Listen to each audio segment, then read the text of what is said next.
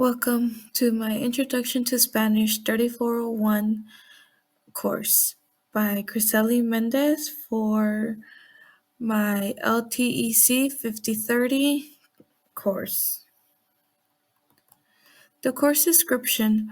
This is a beginner foreign language course. The language that will be taught throughout this course is Spanish. The goals for these students is to be able to comprehend vocabulary, create basic sentences, and carry a basic conversation in Spanish with other beginners or fluent speakers. Another goal we aim to achieve is to build confidence when learning the second language. We have been taught to believe that you are not able to learn a second language as an adult, but that is incorrect. As long as you have the right tools, you can achieve. So, some of the things that will be done with the students for them to have success by the end of this course is we will bring in professionals to share their experiences using Spanish in their everyday life and also bring in other professionals that may not know Spanish but wish they did and how it could help them in their career.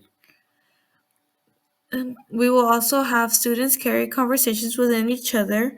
We will use strategies such as think, pair, share.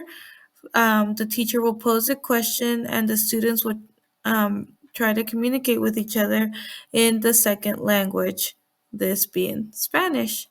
Students will also create and perform a skit in Spanish towards the end of the semester to demonstrate the vocabulary they have learned and their grammatical learnings as well when speaking the sentences. They will also create a script to go with the skit where they will be writing in Spanish to show their written accomplishments.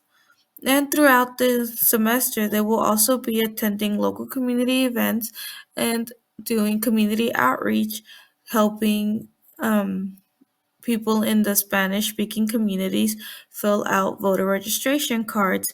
This will give them the opportunity to ask the Spanish speaking citizens basic questions such as what is their first name and last name, their date of birth, their mailing address or their home address, and their driver's license number. Since the voter registration card is in English, the students are able to use their background knowledge of their first and native language, which is English, and then be able to translate to their second language and practice the skills they have learned throughout the course. And this also helps them give an insight on what learning a second language can be helpful, not just for them, but for the people around them in the communities. So, our course is currently an in person course. It is held at the university. Students are currently working with each other in Think, Pair, Share activities. They are able to find different partners throughout the class and throughout the course to have different experiences and practice different skills as needed. Students are currently able to receive instant feedback when having conversations amongst each other. The professor is actively monitoring their conversations and correcting them as needed, giving positive reinforcement and positive feedback to the students. It's important that we give positive feedback to keep them motivated and encouraged to continue learning this new language, especially as adults.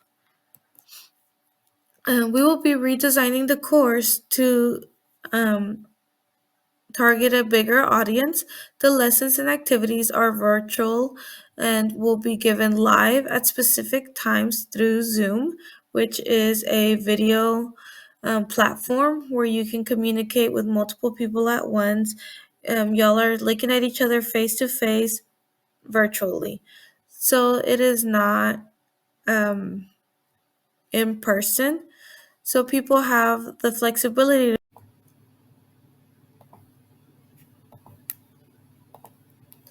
People have the flexibility to be able to connect in different states, cities, or even countries. If that is the case, we will be accessing new resources that will be online. So instead of using textbooks and workbooks, we will be finding applications and websites to reinforce and support our learning. This also gives people more opportunities to get a higher education. Being virtual, people with full time jobs or families or other circumstances are still able to get an education without having the issue of commuting or attending a physical class every night. Will redesigning the course reach more people with the same effect? Yes, students will get a parallel experience virtually and in person. They still get the same opportunities to communicate amongst each other. It may be different, and maybe the feedback might not be at the same speed, but students will still get feedback, still get positive critiques, and how to improve. And we just provide different accommodations. For example, they can use dictionaries online from English to Spanish with more ease than having a physical dictionary in hand. Um, some of the platforms we will use, as mentioned before, is Zoom to be able to communicate synchronously. You, for the students that are not able to connect because they may be in different time zones, we will use applications such as Flipgrid to record and create videos sharing that information we discussed in live. We will also use YouTube to post the videos and then post them onto Canvas or Blackboard, whichever interface we are using as a university. And like I mentioned in the slide up before, we can use dictionaries online and it's much easier to use and quicker because you can easily type in the word you're looking for and it will translate it for you. Some of the key factors that are still being discussed is environmental anxiety. A lot of students get anxiety learning a foreign language, especially online. They don't feel like they have the support they may need because they don't have direct access to the professor at the moment that they are struggling. But that can be fixed by having an open discussion board where they can put their questions in, and either the students or the professor will respond in a timely manner. Another thing that can ease that anxiety is allowing giving the student options of different quiet places they can find around their community, such as a public library or coffee shops, instead of their home that may be loud, may have constant interruptions. They can find somewhere closer to home to still have a successful environment. And another con is internet access. A lot of internet access, as updates are being made, can become spotty. So, something to fix that can be finding multiple internet access points if possible, such as a hotspot to have as backup while doing activities or participating in a live class. Some other key factors that are positives is flexibility. Like I mentioned, a lot of people in college are now in the ages of about 25 and up.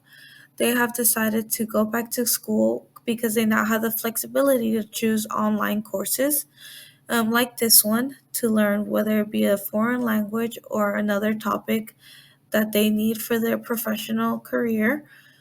And it can be a more personal environment as well. With the help of Zoom, you can have one on one conversations with students without the worry that someone is waiting for you outside the classroom or you're holding up another professor from coming in or just having too many people in your classroom at once. The importance in today's society, Spanish is quickly growing. It can put you ahead of someone monolingual applying for the same position, and it makes others feel included in everyday lives where their main and only native language is Spanish. Some of the student takeaways we hope to get is be encouraged to continue the Spanish learning pathway to become a proficient Spanish speaker, speak enough Spanish to be able to assist others during their everyday life, and know that practice makes perfect. The more they practice and communicate with others in Spanish, it will progressively get better. And here are my references. Thanks for listening.